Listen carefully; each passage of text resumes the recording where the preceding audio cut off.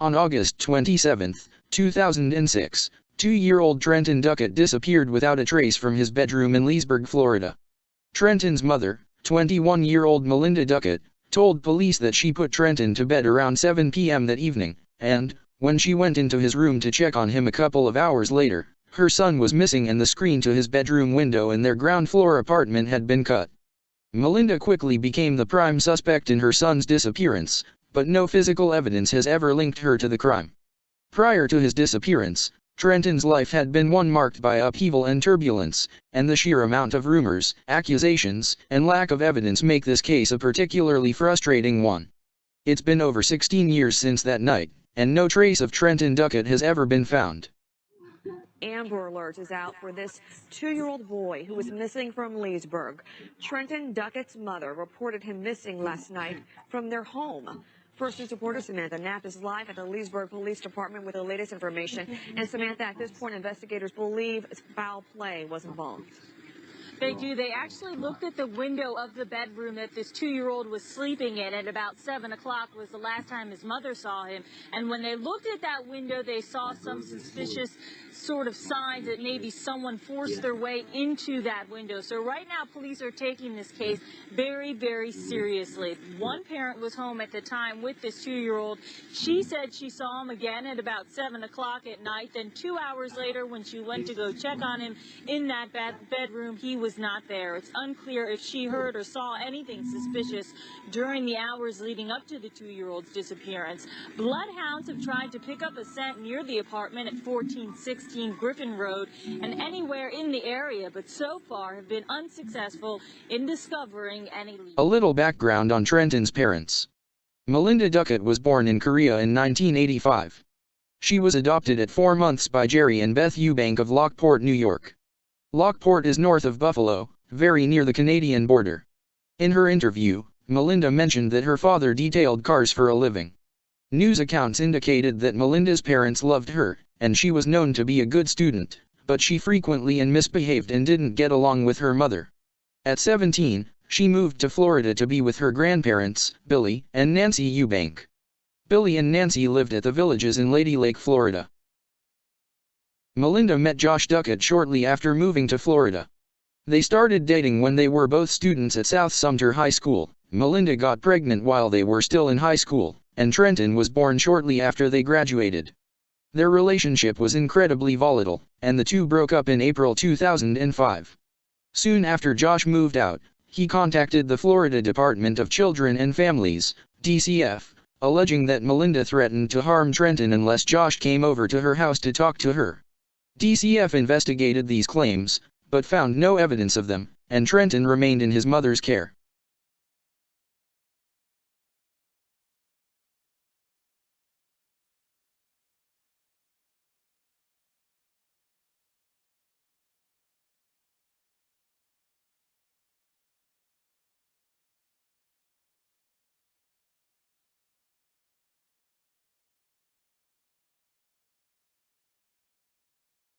Melinda and Josh, alongside his mother, battled for custody of Trenton throughout May 2005, with Melinda completing court-ordered case plans, and Josh again alleging that Melinda threatened to harm Trenton. As with the previous allegations, DCF could not verify these claims.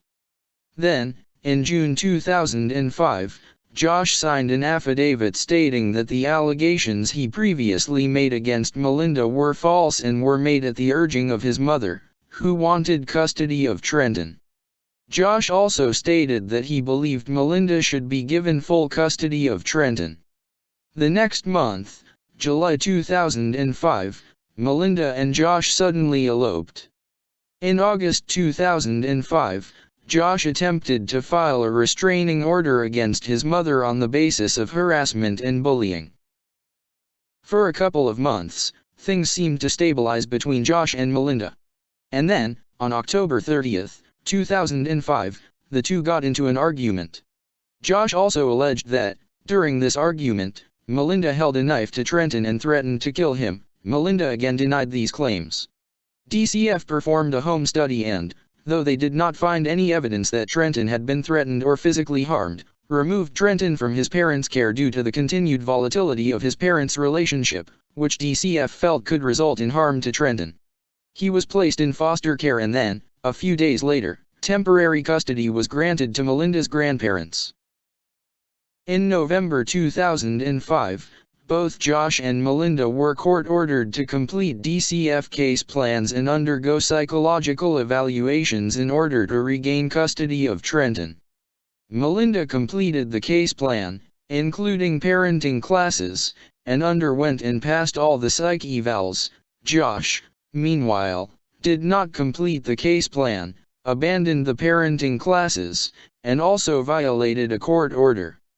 Because of this, in November 2005, Melinda was awarded custody of Trenton while Josh was granted unsupervised visitations with his son. DCF continued their observations of Trenton throughout the beginning of 2006, eventually closing the case and recommending that Melinda retain custody of Trenton with Josh allowed unsupervised visitation. In June 2006, Melinda filed for divorce from Josh. On July 3, 2006, Melinda contacted law enforcement and said that Josh had sent her a MySpace message that threatened to kill both her and Trenton. Melinda used this message to file a temporary restraining order against Josh on July 5. Josh denied writing the message and claimed that Melinda had access to his MySpace login and password. As of November 2006, police believe that the message likely was written by Melinda, not Josh. Melinda and Joshua accused one another of abuse and of mistreating Trenton throughout their relationship. They would also often break up and then get back together. Because of the tension between his parents, Trenton had spent a significant amount of time in foster care or living with his maternal grandparents. In July 2006, Melinda filed for divorce and by August of 2006, the couple was in the midst of a heated divorce and custody battle. Melinda had also taken out a restraining order around the same time she filed the divorce based on claims that he had threatened both her life and Trenton's life. Joshua has denied these allegations. At the time of his disappearance, Trenton was living with Melinda.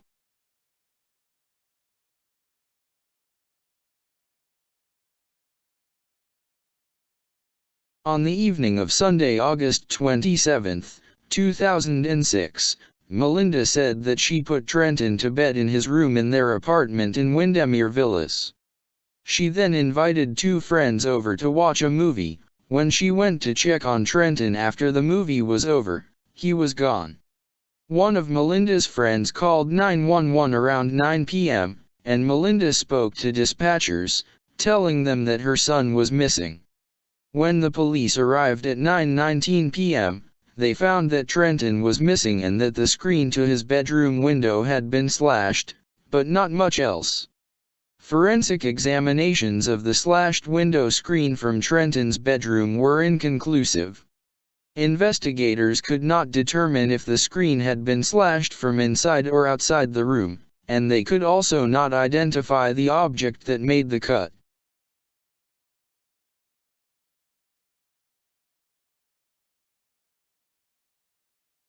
When speaking to police, Melinda implied to police that she felt her estranged husband, Josh, might have been responsible for Trenton's disappearance, but authorities found no evidence that this was the case. Josh took a polygraph test, which he passed. Melinda failed a voice stress test and refused to take a polygraph on the advice of her lawyer.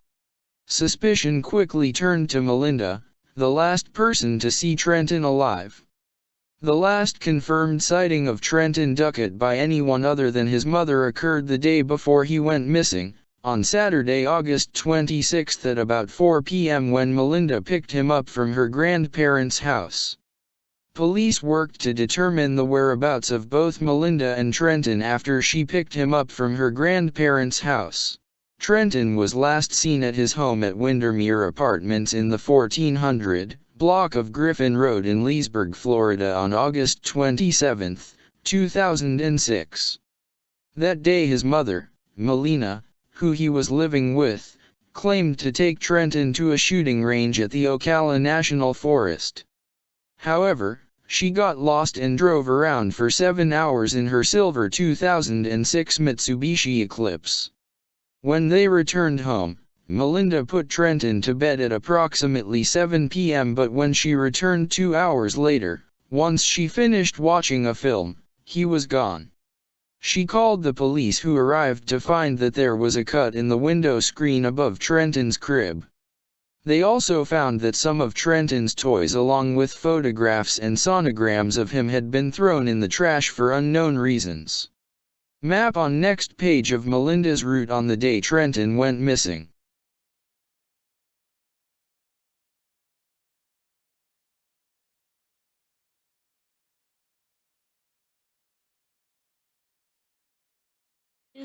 Is back at the house with me, and this is over, then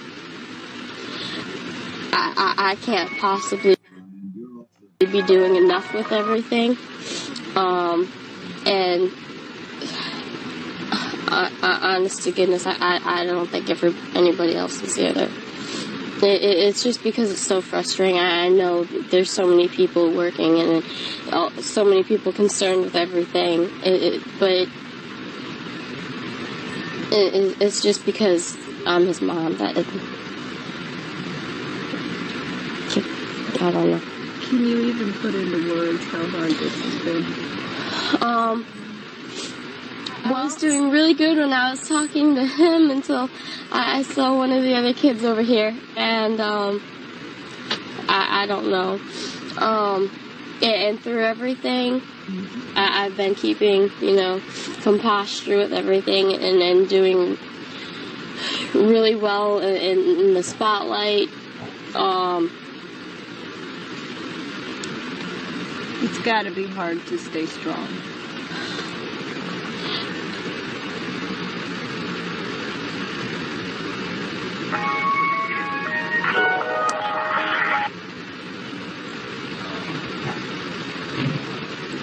I'm all flutterbrained. I can't think of anything. See, that's why I don't like to... No, it's fine. I mean, just tell me what you've been doing to try to keep yourself together during all this. Honest to goodness, I can't sit and just constantly roll over the same things. It gets extremely depressing. I actually have to physically be proactive and be helping with something and doing something. He had asked me about, why am I not sitting down at the police station, this and that. The police, they have a limited amount of experience with this. They have, You want to turn it off? Yeah, put it I on my know. bed or something? I'm sorry. His whole family was there. He was there. He spoke today, and they kind of said, well, she's not here. And they're almost making it look like, well, maybe she had something to do with this. What do you say to that? I've been taking every single person, and as you have doubts about people and this and that, every single person. So for them to do that, that's absolutely fine. From my point of view, I can't sit there. I would literally drive myself crazy. I have to be out doing something. We did flyers. We've been doing things on the computer. Talking to the media. It's just trying to stay on target as far as following with him, not going off on these tangents. Well, who do you suspect and why aren't you doing this or whatever? It just doesn't make any sense. People who are critical of you, who say she doesn't seem to care, she doesn't seem emotional, what do you say to that? Actually, kind of, I wish I wasn't sitting here right now. I just hadn't gotten done with all that. Gosh. I mean, as a mom, you got to be going crazy. Can you put into words for people how this has impacted your life? everything's upside down. But if I don't keep myself together, at least during the day,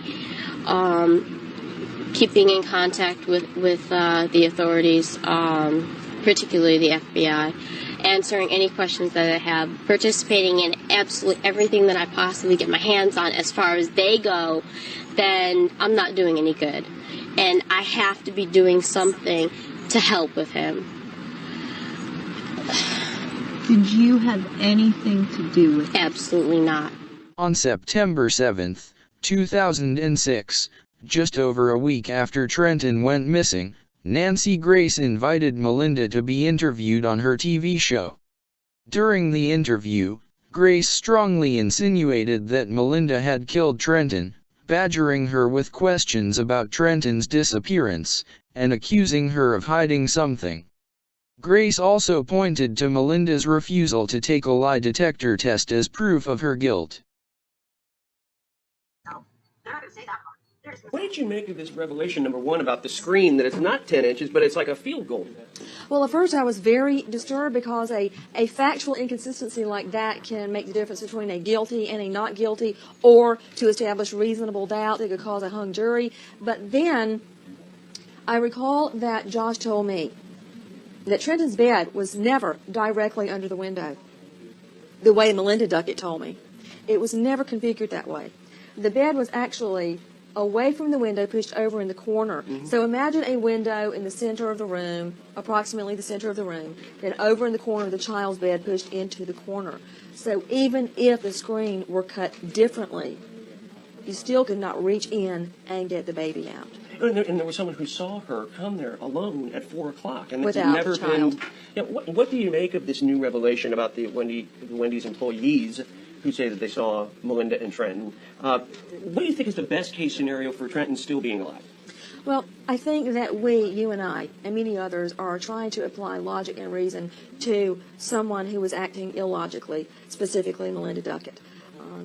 There are a lot of scenarios that you can deduce from the Wendy's employee seeing them, 20 minutes passing, seeing Melinda Duckett come back without Trenton. A handoff, some people could deduce a murder from that, any number of things. It would be more conducive to believing she had handed the baby off in just 20 minutes. The baby's alive, 20 minutes later she comes through and gets chicken tenders. That is not conducive to the theory that she killed him in those 20 minutes. Add in the factor that no body has been recovered. And police have a pretty good idea as to her whereabouts, her general whereabouts that day. And they have searched those whereabouts based on eyewitness accounts and ATM pings off a local cell tower. They can determine her general whereabouts, and his body has not been found. So that lends to the theory that he could still be alive. What do you make of this coming in? You know, you have these parallel investigations. You have Leesburg doing their thing and saying, well, she's our main suspect, and you know that's pretty much all we have. We're going to put our leads back in the computer. Now you have Marion County coming out and saying, we think that he's alive. How much of it is kind of hopeful rhetoric, and how much of it do you think is a real case scenario? What do you think is happening? Here's the bottom line. This is not the first, nor will it be the last time a case has been bogged down over jurisdictional infighting. That doesn't mean the case cannot be solved. It will slow it down. And every day it's slowed down, it slims the chance of finding Trenton. Is there a specific question you wanted to ask Melinda when she hung up on you?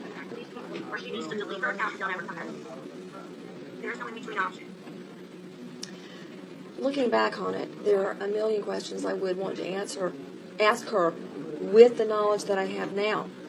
At the time I interviewed her, I did not go into the interview suspecting Melinda Duckett. Typically, if there's any wrongdoing within the home with a child disappearance, it's typically the father, the man, the boyfriend, the live-in, the estranged boyfriend. First, if you look back at the interview, started questioning Josh. And I questioned him pretty hard until I was satisfied that he had cooperated with police, he had endured an interrogation by police, he had submitted to a polygraph, all his friends had talked to police that alibied him, and the police had also told me that they had checked out the alibi. When I began questioning Melinda Duckett, I did not go into it thinking Melinda Duckett would turn out the way she did.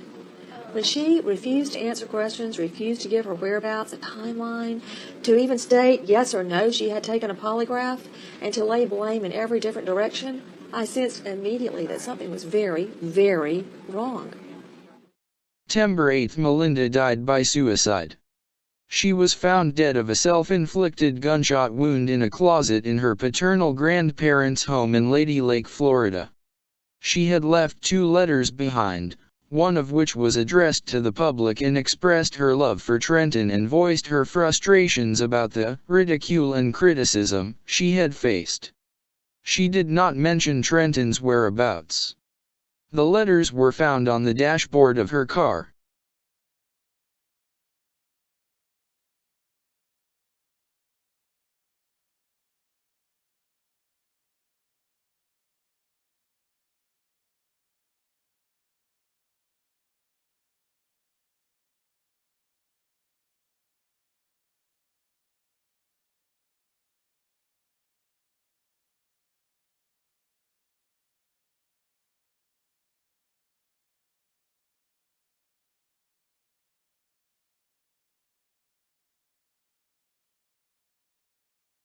The night before she died, Melinda had been interviewed by Nancy Grace, who accused her of hiding something because she didn't want to take a polygraph test and didn't provide clear answers to questions. This upset Melinda's family, who filed a wrongful death lawsuit against Grace, who they felt had contributed to Melinda's death by interviewing her in an overly aggressive fashion. Grace publicly denied playing a role in Melinda's death but stated that she sympathized with the pain of her family. Grace and the Duckett family settled out of court on November 8, 2010, when CNN agreed to set up a $200,000 trust fund to help search for Trenton. If Trenton is found alive, the money will be given to his legal guardian until he turns 18 and then to Trenton himself. What do you say to people who I know have made the allegation, Nancy Grace, you had something to do with what Melinda Duckett did? Those allegations are hateful, they are spiteful, and they're also ridiculous. If I could will someone to commit suicide, believe me, Osama bin Laden and Saddam Hussein and many, many others would be dead long ago, all right? It's impractical, it's illogical, and it's hateful. So I've tried not to dwell on that and those haters, and to try to focus my energy and my ability, such as it is, toward helping find Trenton Duckett. So do you have any regrets about that line of questioning? No, I do not. I only wish that I could have questioned her more, but there is no way she would have answered any further questions. In fact, the day that Melinda Duckett shot herself, the FBI were en route to the residence at that moment. And instead of meeting the FBI, she killed herself. And of course, my heart goes out to anyone that is in. What did you make of this revelation, number one, about the screen, that it's not 10 inches, but it's like a field goal? Well, at first I was very disturbed because a factual inconsistency like that. On September 21, police announced that Melinda had been the prime and only suspect in Trenton's case. However, they stated that while they think she knew what happened to Trenton, they did not necessarily think that she had harmed him. The reason they had decided not to arrest her was they hoped that she would lead them to Trenton of her own accord. They had looked into the possibility that Melinda had sent him to South Korea, but eventually ruled this out when they found no evidence of Trenton leaving the country. Around a year after Trenton vanished, they also stated that they did not believe that he had been abducted or that Melinda gave him to someone to keep him from Joshua.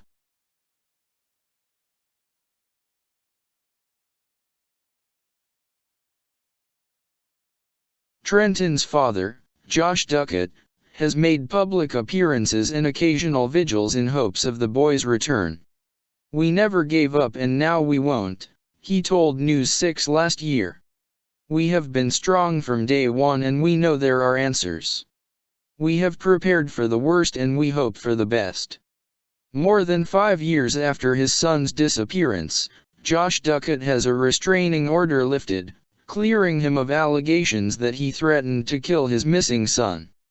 Duckett is still hopeful that he will find his son, Trenton, alive, but it wasn't until 5 years after Trenton's disappearance, he would not have been able to have custody of his son if his hope did turn out to be fact.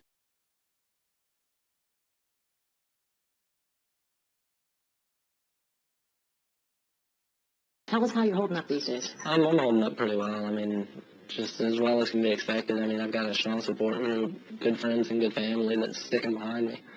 Can you describe what you've been going through the last couple of weeks at all?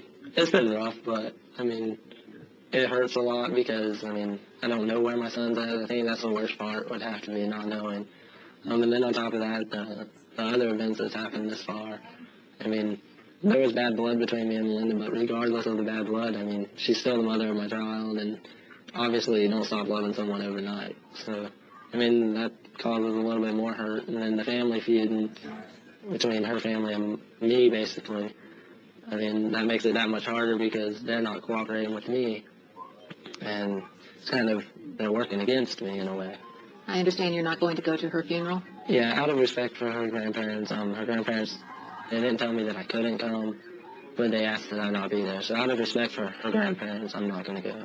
I mean, I wanted to be there and I wanted to show my respect because we do have a history and she's still the mother of my son no matter what. So. What did you think when you heard Melinda had killed herself? I was shocked along with everyone else. I mean, it hurt because, I mean, there was a lot of stuff leading up to this. And then, I mean, just the history that we've had in the past, I mean, there was a lot of stuff leading up to these events even. What do you mean? What kind of stuff? Can't really specify on them. I mean, obviously people seen the court documents and the battles going on there. I mean, it's been out there. She had been Baker acted before. Stuff like that. I mean, everything was in the court documents that people seen. She had threatened to kill herself before and had been Baker acted for it. And I feel that live streams, the place that she was taken, failed because it kept her less than 24 hours and said she was fine. Was she worried about losing her son? I don't really know. I mean, there was the battle over custody there, but I mean, it was still an ongoing battle. It wasn't leaning towards one side or the other. It was still kind of in the middle. So I don't really know because I hadn't talked to her since December. I had no communication with her other than the exchange of Trenton on visitation. So it's hard for you to know what was going on in her mind and her daily life leading up to this. Yeah, it's hard. I mean, I know it to a sense. I mean, but it's hard because I didn't have that communication with her. I didn't talk to her every day and stuff, so I didn't really know to a sense. Let's talk about the new search going on now in the Ocala National Forest. What do you know about that? The only things that I know is that they're searching the Ocala National Forest. They're covering a pretty large area that Melinda had been known to have been up there. Other than that, I don't really know. I don't know the specifics on whereabouts it is. I just know it's somewhere in the Ocala National Forest. Was this an area you say she was known to be there? Was she camping, hiking? What kind of things? I'm not sure at this time. They haven't told me really why she had been up there. We understand that they're searching an area that would be closer in the timeline to the last time that Trenton was seen. And that timeline still has a lot of gaps, doesn't it? Yeah, I mean, there's still the gaps in the timeline, and we're just having that lack of information. I mean, that's what's holding up a lot of stuff. If we can get that timeline and get it 100% completed, then that gives us a better idea on the events leading up to this. It's just that there's that lack of information. Somebody out there knows something. Somebody had to have seen her between the hours of 4 on Saturday and 9 on Sunday. I mean, there was somebody that seen her somewhere, or seen her in her car even. And I mean, we just need those people to come forward. We had the search at the field by the subdivision recently, and now this new search today. Each time it happens, do you get your hopes up, or do you worry more? What goes through your mind? I think it makes you worry more. But I mean, to a sense, you get your hopes high because, you know, if they don't find anything there, it gives you that much more hope. So, I mean, in a sense, it makes you worry more, but then at the end, you get your hopes are a little bit higher. So far, we're keeping our hopes high. I mean, but you still got to prepare yourself for the worst. I mean, our hopes are really high and everything, but in the back of your mind, you have to stay kind of neutral and expect the worst and prepare yourself for the worst, but still keep your hopes high. Do you think your son is alive? Yeah, I feel that he is. I feel that he's somewhere out there. Somebody has him, and I don't know if it's an issue of if they're too scared to come forward. But, I mean, it's reached a point that it doesn't need to be, we're not focused on prosecuting someone. We want Trenton back, and that's our goal. And, I mean, they can return him to a police station fire station, hospital, anywhere, and just drop him off and return him to us safely. I mean, that's our whole goal, and we're not going to stop until we find him. I would imagine it's hard for any parent to think that it's not all right. Have you even let that thought into your mind? Yeah, I mean, I've got that thought in my mind. I mean, dealing with Mark Lunsford, I mean, he's helped me understand a lot of stuff. He's been very good help. And I mean, he, to a sense, can help me more than most people can, because he's been there, he's been through it. So, I mean, yeah, but you still got to keep your hopes high and think positive, because if you think negative, you're not getting anywhere. You're just sitting there. Where if you're staying positive, you can continue to move forward and progress that much more. And you're still confident there's somebody out there who knows something. Yeah, I'm 100% confident that somebody's out there that they know something. They're just not coming forward with the information that we need. And, I mean, at this point, it's crucial. We need that information. Do you think that Melinda, the mother of your child, could have harmed him? I don't feel she would have harmed him. I mean, she may know where he's at. She may have known where he is. But I don't feel that she would have harmed him. There are now reports that she was trying to sell his car seat just a short time before this happened. Do you know anything about that? Is that suspicious at all to you? There's a lot of speculation behind it. I mean, she ran it the day of his birthday, which was August 10th. And it ran for, I believe, 10 or 11 days. So it stopped running before he even came up missing. I mean, they haven't been able to link yet whether she had bought another car seat or if she was planning on.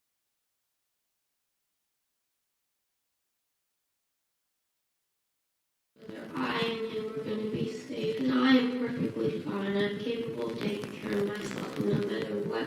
When we went into court, they wanted to give him that visitation, and that means it would be unsupervised. And that was ridiculous, because if anything happened, they said it would be switched to criminal charges, which after the fact, if anything were to happen. Every single time something has gone on, they've always escalated it. They've always taken it to the next step. And there's nothing with Josh's dad's background, with Carla. No. Because you guys are flopping around and you're not. I mean, we understand why you're afraid. I don't understand why. He's physically, his mom has done stuff to him, and he's flip-flopped back and forth, and he's continued to get worse. He hit 21, and I heard that he was drinking and this and that, and every single time, if I'm going to think that, well, it's just going to continue like this, and he's going to continue to get worse, then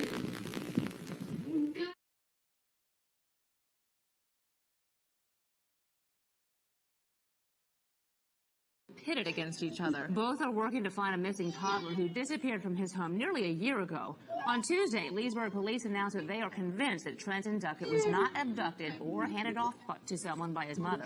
Today, Marion County Sheriff's detective told West 2 News they still think he was handed off. West 2's Stephen Sock has been covering this case from the beginning and joins us now live with the very latest from Marion County. Stephen. Yeah, Wendy, it was here in Marion County that two witnesses told detectives they last saw Melinda and Trenton Duckett together just hours before Trenton Duckett was later reported missing. But the theories from those witnesses and from detectives from the two different teams looking into Trenton's disappearance continue to diverge 1 year after Trenton disappeared. It was a year ago next Monday, August 27th, when Leesburg police were first called to Windermere Apartments. Melinda Duckett reporting her then 2-year-old son Trenton missing. Hours later, detectives discovered dozens of personal effects, including a sonogram, baby pictures, and clothes, birthday cards, toys, and bed linens, all thrown away in the dumpster behind Melinda Duckett's home. That, sources say, turned the focus of the investigation to Melinda, where it remains to this day, even though Melinda committed suicide 2 weeks after her son's disappearance. The evidence collected in this investigation does not support the theory of abduction in any form. Well, I can say this. There's no evidence to show that any foul play has occurred to Trenton Duckett. Major Chris Blair, who heads the Marion County Sheriff's investigation side of the Duckett case, disagrees with Leesburg. He and others here are sticking by their theory that Melinda Duckett drove through the Wendy's in Bellevue, where two witnesses saw them. Then the theory goes, Melinda visited a close friend who worked across the street. and handed Trenton Duckett off. We've always been acting on a theory that there was a handoff here placed in Marion County. And though they admit they have no evidence to support it, Marion County detectives say they still believe Trenton is alive. There's no signs of a body, no physical evidence to support otherwise. And in fact, Melinda's grandmother, Nancy Eubanks, told police and other people that she threw away many of those items that were later found in the dumpster by detectives because she says they had police ink on them after investigators dusted for fingerprints in Melinda's apartment. But sources tell me that doesn't explain many of the personal effects like those birthday cards, the sonogram, and they believe most of the important items were thrown away before anyone dusted for fingerprints. That's the latest from Marion County. I'm Steve.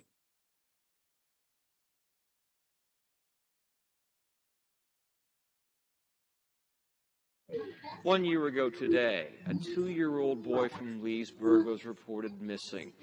Meantime, the case of Trenton Duckett has grabbed national headlines. Evidence suggests that his mother, Melinda, is the prime suspect in his disappearance. WESH's Raul Martinez is in the newsroom now. And what kind of progress, Raul, have investigators made over the last 12 months? Well, Tom, exactly a year later, the law enforcement agencies searching for Trenton Duckett are at odds about exactly where to look for him. Leesburg police say they don't believe that Trenton was abducted or that his mother handed him off to a friend or family member from her native South Korea. Marion County Sheriff's Office, however, meantime, does believe that Trenton was handed off, citing witnesses who claim to have seen Trenton and Melinda at a Bellevue restaurant hours before he disappeared. They also say that she did not act alone. I don't think Melinda certainly just took this action upon herself. There's someone out there that knows something. Melinda, of course, committed suicide 2 weeks after the little boy went missing. Detectives found little substantial evidence to solve this mystery. A candlelight vigil commemorating the year anniversary of Trenton's disappearance is scheduled for later tonight at the Leesburg Town Square, starting at 8:30. Tom?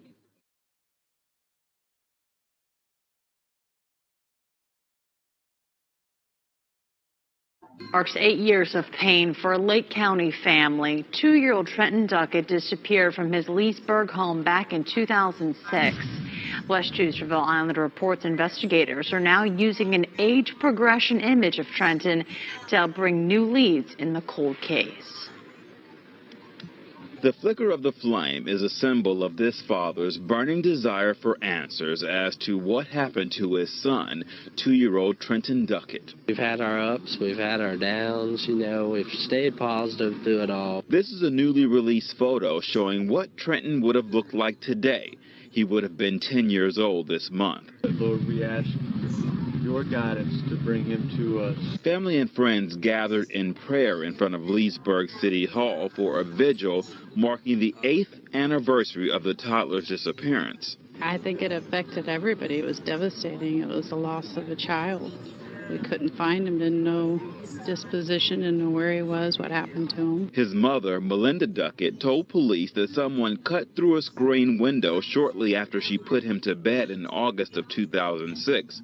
Investigators went door to door in Leesburg, hoping to turn up clues.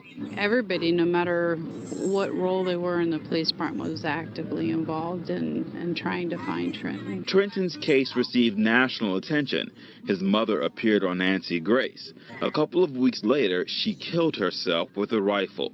She held the answers to a lot of stuff, and she obviously took that with her when she committed suicide. And, that was definitely hard, not only on the case, but it was also hard on me. It was hard on my family. Over the years, the vigil has gotten smaller, but the family hopes this reminds the community of their search for answers.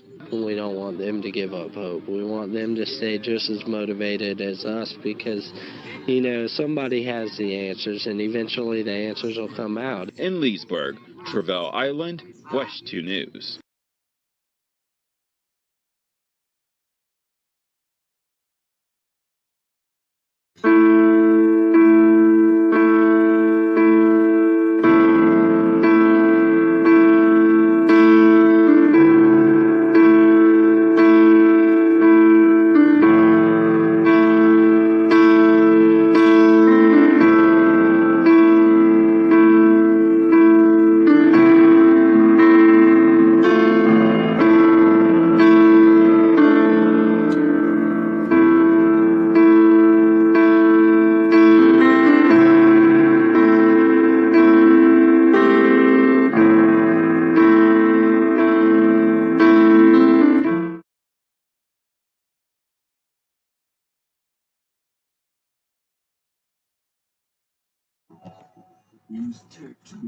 He was just a bundle of joy. He was a lot of fun to be around. 2-year-old Trenton Duckett went missing 9 years ago on August 27th, 2006.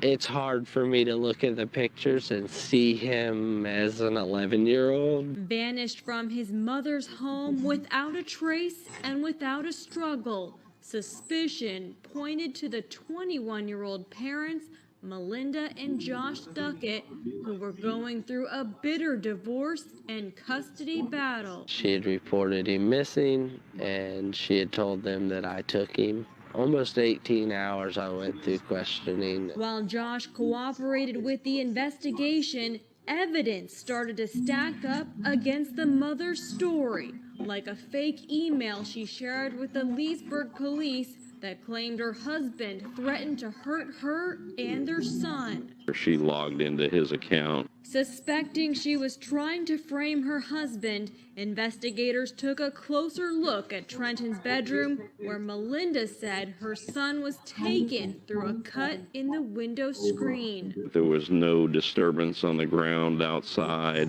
of the window. It just didn't match with somebody taking the child. Melinda was studying criminal psychology, and at the same time, she was being investigated for embezzling thousands of dollars from the bank where she worked. Melinda was the only suspect in the case. But there was still no sign or scent of their 2-year-old son, Trenton. We were trying to follow her and talk to her. Almost 2 weeks after Trenton's disappearance, Melinda agreed to appear on the Nancy Grace Show for an interview. She asked questions that legitimately needed to be answered. But that interview didn't go as Melinda had planned. She wasn't being portrayed as the victim that she wanted to be. Soon after the interview, Melinda killed herself with a shotgun. Leesburg police lost their only suspect. I really do think that she just killed herself because she was no longer the victim, and she still just didn't want Josh to have him. We're basically at a dead standstill. We're 9 years into it, and we're no closer to getting any kind of answers than we were back in 2006. Today, Josh continues to host candlelight vigils for Trenton and raise awareness for other missing children. There's hundreds and hundreds of them. If we bring one child home, it's a success. Leesburg police say Trenton's case is still active and open. Yet Josh says he hopes another investigating unit will take a look at the case in hopes of one day bringing Trenton home. The hard part is the not knowing. In Leesburg, Amanda McKenzie, News 13.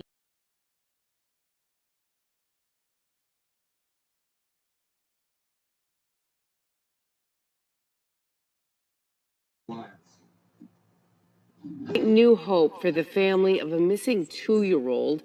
Trenton Duckett vanished 13 years ago in Leesburg. Now, a national organization has released a brand new tool to help find out what happened to him. News 6's Eric Sandoval is in the studio with the new developments in this cold case. Eric? Yeah, this captured national attention when it happened, guys. Trenton Duckett, as they just mentioned, was 2 years old when he went missing. This is a picture of him right here.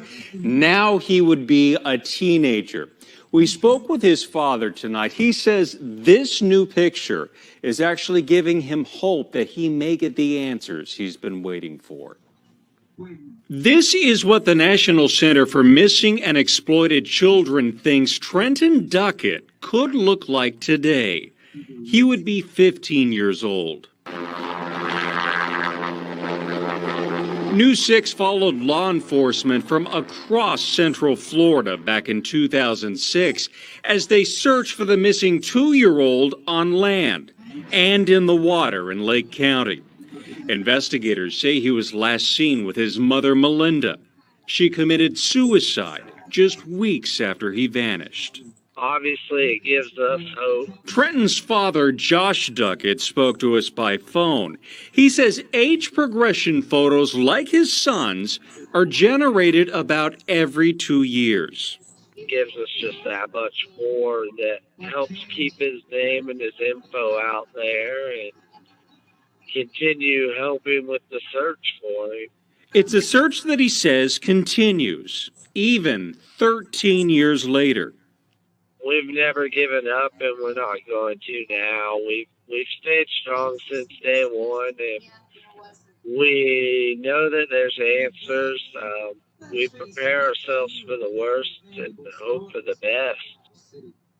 Now, Duckett and investigators are trying to get this new picture circulated as much as possible. If you think you know where Trenton Duckett may be, or better yet, have information on where he may be, don't hesitate. They say call 911 or the Leesburg Police Department immediately.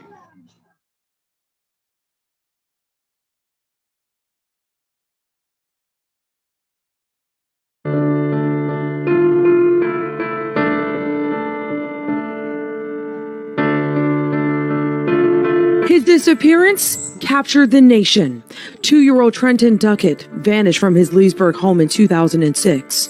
His mother said she put him to bed, and when she checked on him a few hours later, he was gone. A screen on his bedroom window was cut. She says that somebody came through his bedroom window and took him. With that, there was a lot of suspicion going into that. His father, Josh Duckett, was in the middle of a divorce with Melinda Duckett. He no longer lived with them. Investigators searched for Trenton on land and by water in Lake County. Family members appeared on local and national news shows begging for the public's help. Weeks after Trenton disappeared, his 21-year-old mother, Melinda, killed herself. The family sued talk show host Nancy Grace, blaming her for the young mother's death. Court records show a settlement for $200,000 from Grace is dedicated to finding Trenton. So I turned 21 in May, and it was like just chaos from then on. So it kind of makes you grow up fast. Trenton would now be 17 years old. His dad, Josh, has spent the last 15 years searching for his son, showing age progression images, and each year holding a vigil on the anniversary of his disappearance. Over the years, there have been many theories followed by many dead ends, but he refuses to give up hope. I mean, we see all the time cases where people are missing 20, 25 years, and then boom, they pop up because of something. It's very, very possible. But then we're also prepared for the worst case scenario.